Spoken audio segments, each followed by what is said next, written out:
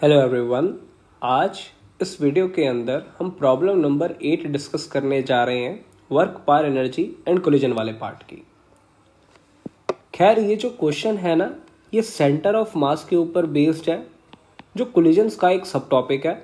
तो बेटे आप एक बार इस क्वेश्चन को रीड करो। आई होप आप सभी ने क्वेश्चन रीड किया होगा। बेटे क्वेश्चन में क्या दिया हुआ है कि हमारे पास एक रॉड है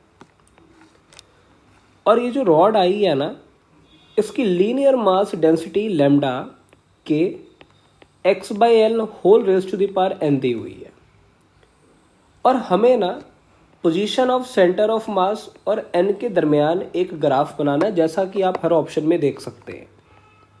ठीक है ना, तो चलिए शुरू करते हैं। अच्छा, सबसे पहली चीज तो ये है, रॉड को तोड़ने का तरीका है एक्स पे जाके डी एक्स। तो मैंने एक बहुत ज़्यादा छोटा सा मास तोड़ लिया और इसका मास मेरे हिसाब से जनाब लैम्डा डी एक्स आता। और यदि मैं पोजीशन ऑफ सेंटर ऑफ मास निकालना चाहता हूँ तो डी एम इंटू एक्स, इसकी integration divided by total mass आना चाहिए था। यानी कि m1 x1 m2 x2 इन सभी को ऐड करते जाएंगे divided by total mass. Values डालते हैं। लैम डी एम की जगह मैं वैल्यू डाल रहा हूँ, आप देखो कि x by L raise to the power n into x into d x.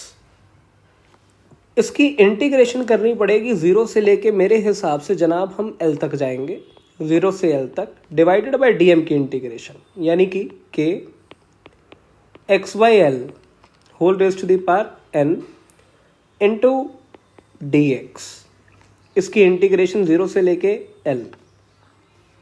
आप देखो मैं क्या करता हूँ कि जो कांस्टेंट टर्म्स है उसको बाहर ले आते हैं, डिवाइडेड बाय एल की पावर एन तो बेटे बाहर आ गया। अंदर बचेगा इंटीग्रेशन ऑफ एक्स की power n plus one into d x, zero से लेके एल तक।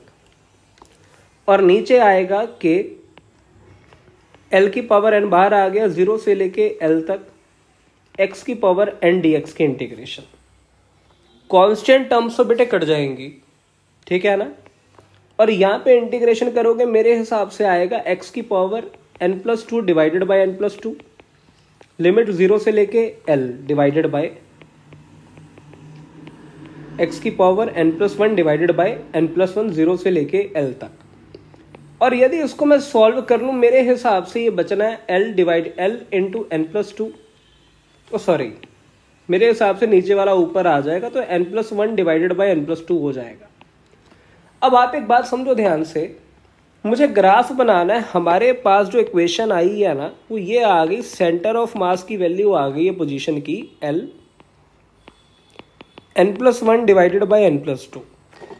एक बार हम क्या करते हैं ना, एन को जीरो डाल देते हैं। यदि एन को जीरो डाल ले, पोजीशन ऑफ सेंटर ऑफ मास मेरे हिसाब से एल बाई टू आ गई है। तो ये जो ग्राफ है उस्ताद एल बाई टू से शुरू होना चाहिए, तो ये वाला पहला ग्राफ तो गलत हो गया। दूसरा, हाँ ये हो सकता है क्योंकि एल बाई टू से शुरू हुआ है, तीसरा भी हो सकता है। चौथा गलत क्यों है? क्योंकि इन्होंने एल बाई टू ही दिखा दिया, तो ये भी गलत है क्योंकि कांस्टेंट नहीं आएगा। अब लिमिट डालता हूं, मान ले एन टेंड्स टू इनफाइनाइट हो गया, तो ये दो वैल्यूज मेरे हिसाब से कैंसिल आउट हो जाएंगी और जो पोजीशन ऑफ सेंटर ऑफ मास है ना, शायद ये एल को अप्रोच करेगी। और यदि अप्रोच करेगी तो ये वाला भी गलत है, ये वाला करेक्ट आना चाहिए। आई होप आप सभी को क्वेश्चन समझ आया है। अगर इसमें आपको बेटे कोई भी डाउट हो तो प्लीज़ नीचे दे कमेंट सेक्शन में ज़रूर पूछिए। Thanks for watching.